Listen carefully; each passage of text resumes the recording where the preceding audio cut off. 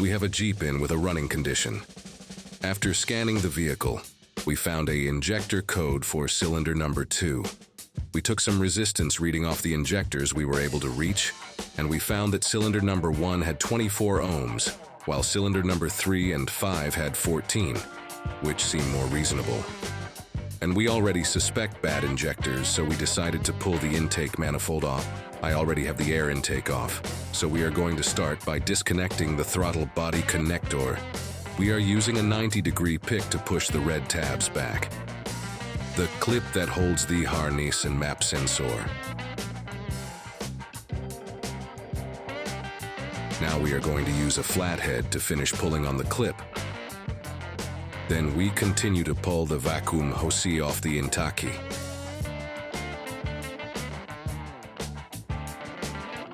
Disconnect the purge valve and move it out of the way along with the harness.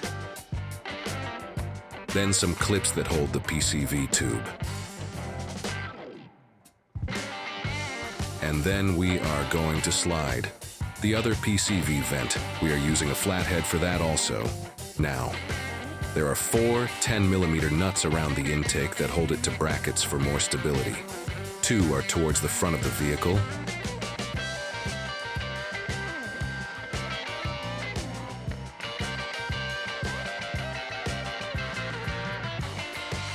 And the other 2 are towards the driver's side, rear kind of behind the throttle body.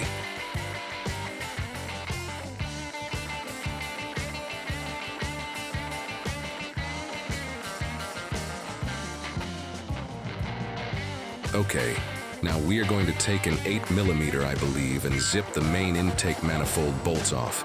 Be careful because they are the self-tapper kind.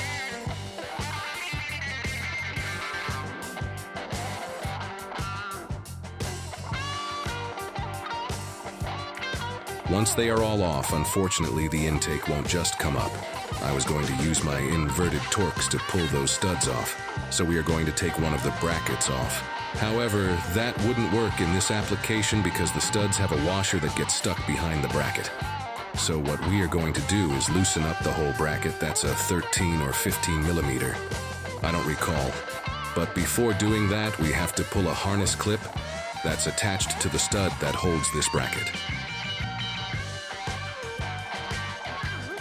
That clip was being very stubborn and didn't want to come out. After loosening up the bracket, give it a little bit of love and get the studs and intake past the bracket. Now the intake should come right up, and be careful with any connector or hose getting caught anywhere along the intake.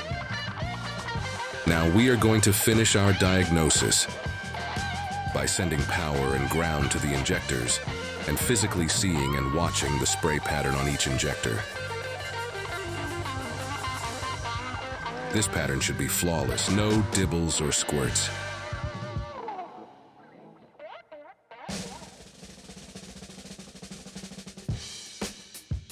Getting the connectors off can be a little bit of a pain with the lock that it's integrated. With the help of a pick or flathead, the security clips come up and you are able to push on the tab to unclip the injector.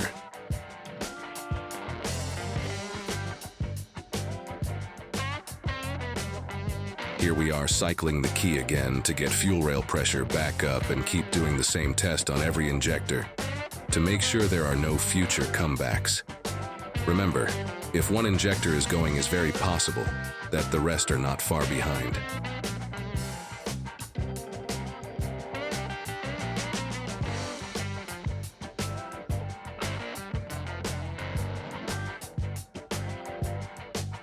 Sorry, I wasn't able to focus on every injector's spray pattern, but you get the point.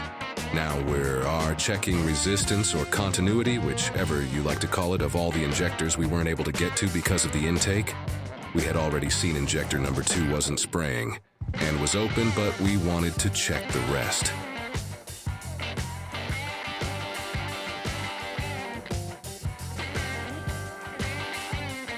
We recommended all injectors to be replaced, being that we had one open and one with 24 ohms. The customer requested We did spark plugs once we were in there, being that we had the intake off. We are going to zip the spark plugs out. Always inspect anything you take apart. We had to finish up the job outside, and before we drop anything inside the intake, let's cover it up with a rag and take the 4 bolts that hold this fuel rail. Once you have the fuel rail out, take the remaining injectors that stayed in the lower intake and any O-ring that might have gotten stuck in the lower intake. When you are swapping this injectors, pay close attention to the O-rings that might get stuck in the rail.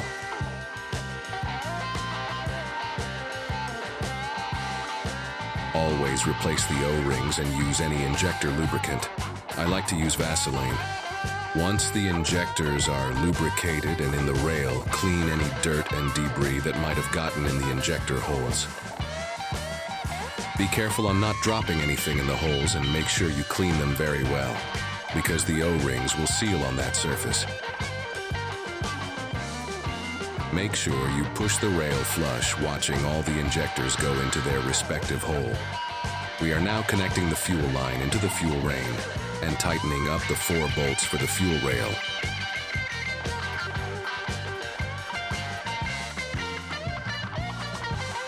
Now, because we do not like any comebacks, we are going to change the intake manifold gaskets. Clean the holes really well. Get any oil or debris that's stuck in there.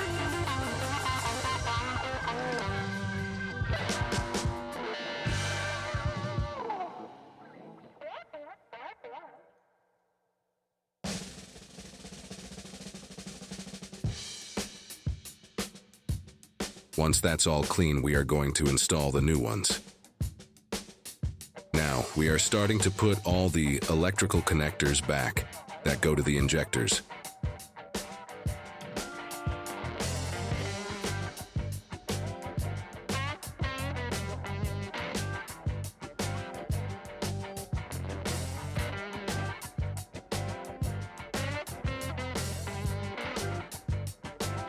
No, onto the spark plugs. I usually run them in by hand, then go by feel by hand. Usually is another half turn or so.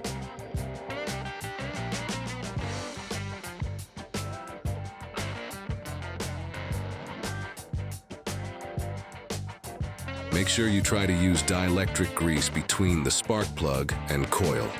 Now that we got the front bank doing, we are going to finish up the rear bank.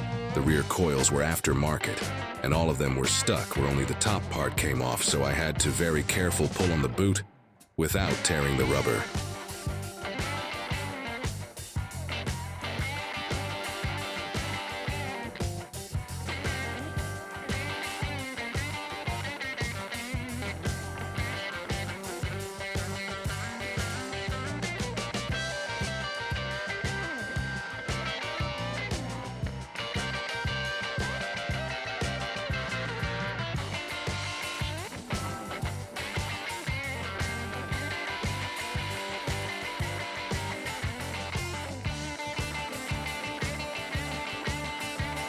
Again, we are inspecting anything we take apart.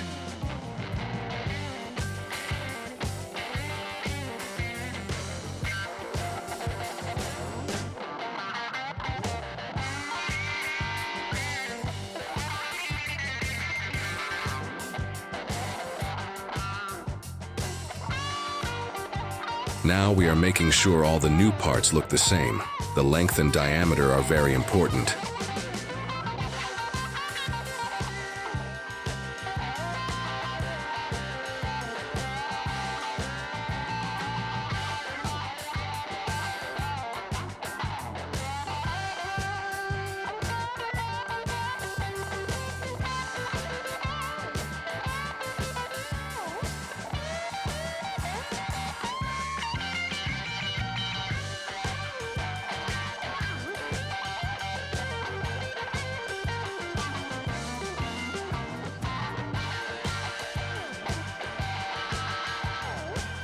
Surface cleaning is very important because it will ensure longevity.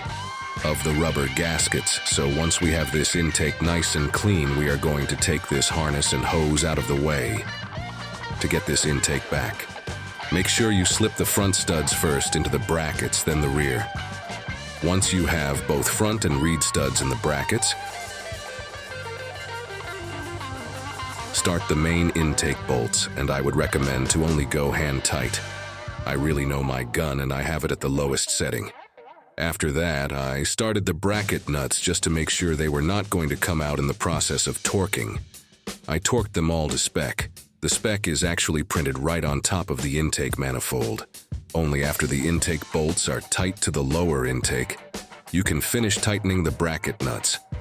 Once they are tight, we continue to slide the PCV tube and vacuum hose into intake.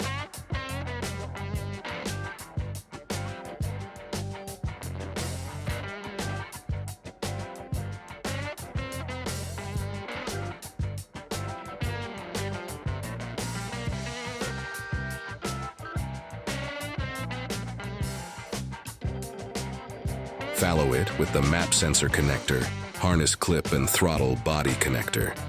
Now we are putting the air tube back with its respective clips, making sure we secure the side that goes to the air box and making sure it doesn't get caught with any wiring harness.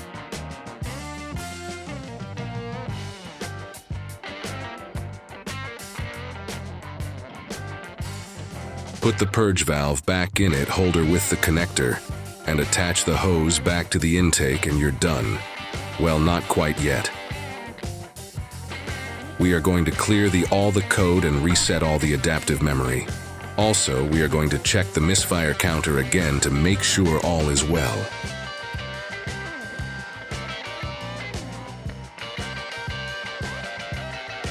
Did we put this engine back in its shell? Thank you for tuning into AES Insight. Now go out there and keep your engines running right. Until next time, keep the passion in sight.